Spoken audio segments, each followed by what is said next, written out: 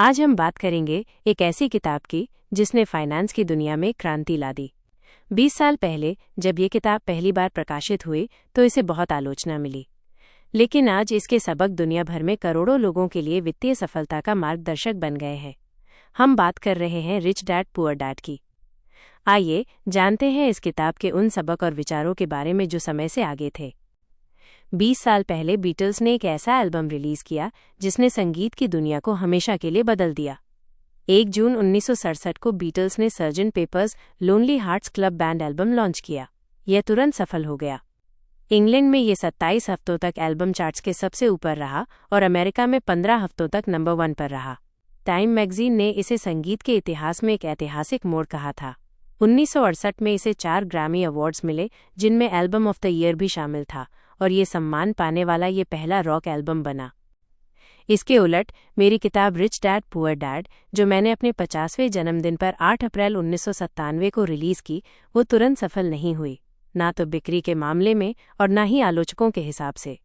वास्तव में इस किताब को छापने के बाद जो प्रतिक्रिया मिली वो एकदम उलट थी।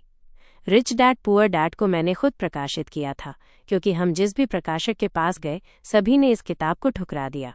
कुछ ने ये भी कहा कि आपको पता ही नहीं है कि आप किस बारे में बात कर रहे हैं। तब मुझे महसूस हुआ कि ज़्यादातर प्रकाशक मेरे अमीर डैडी के बजाय मेरे गरीब डैडी की तरह सोचते थे। ज़्यादातर लोग पैसों के बारे में अमीर डैडी के सबक से सहमत नहीं थे। 20 साल बाद दुनिया भर में करोड़ों लोग अमीर डैडी की चेतावनियों और सबकों के बारे में ज़्यादा जागरूक हो गए, और कई लोग कहते हैं कि उनके सबक दूरदर्शी थे और उनकी भविष्यवाणियां सच हो गईं। अमीर डैडी का सबक: अमीर लोग पैसे के लिए काम नहीं करते। 20 साल पहले कई लोग इस बात से सहमत नहीं थे, लेकिन आज अमीर और बाकी लोगों के बीच की खाई लगातार बढ़ रही है। 1993 से 2010 के बीच अमेरिका की राष्ट्रीय आय में 50% से ज़्यादा बढ़ोतरी सबसे अमीर 1% लोगों के पास गई। 2009 से 2012 के बीच ये आंकड़ा 95% तक पहुंच गया।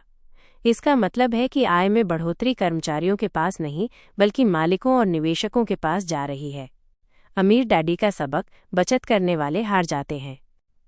पहले गरीब और मध्य वर्ग के लिए बचत करना एक सुरक्षित रास्ता माना जाता था, लेकिन आज ब्याज दरें इतनी कम या शून्य हैं कि बचत करने वाले सबसे ज़्यादा नुकसान में हैं। 2000 से 2016 के बीच अर्थव्यवस्था को बचाने के नाम पर ब्याज दरें घटाई गईं और नोट छापे गए, लेकिन असल में अमीर खुद को बचा रहे थे, जबकि गरीब और मध्य वर्ग को पीछे छोड़ दिया गया। अमीर डैडी का सबक: आपका घर संपत्ति नहीं है। 1997 में इस बात की बहुत आलोचना हुई, लेकिन 2007 के हाउसिंग मार्केट क्रैश के बाद करोड़ों लोगों को पता चला कि उनका घर वास्तव में संपत्ति नहीं था। असली वजह गरीब लोग नहीं, बल्कि अमीरों के बनाए हुए वित्तीय उपकरण थे, जिन्हें वॉरेन बफे ने वित्तीय विनाश के हथियार कहा था। अमीर डैडी का सबक: अमीर लोग कम टैक्स देते हैं। इस बात को भी गलत कहा गया, लेकिन सच्चाई ये है कि अमीर लोग कानूनी तरीके से कम टैक्स देते हैं, क्योंकि वे पैसे के लिए काम नहीं करते, बल्कि पैसा उनके लिए काम करता है। शुरुआत में रिच डैड पुअर डैड तुरंत हिट नहीं हुई, लेकिन साल 2000 तक ये न्यूयॉर्क टाइम्स की बेस्ट सेलर सूची में आ गई और करीब 7 साल तक उस पर बनी रही। उसी साल मुझे ओपरा विनफ्रे के शो में बुलाया गया और वहां से ये किताब दुनिया भर में फैल गई। आज ये इतिहास की नंबर 1 पर्सनल फाइनेंस किताब है और रिच डैड सीरीज की करीब 4 करोड़ कॉपियां बिक चुकी हैं। क्या सच में कोई अमीर डैडी थे?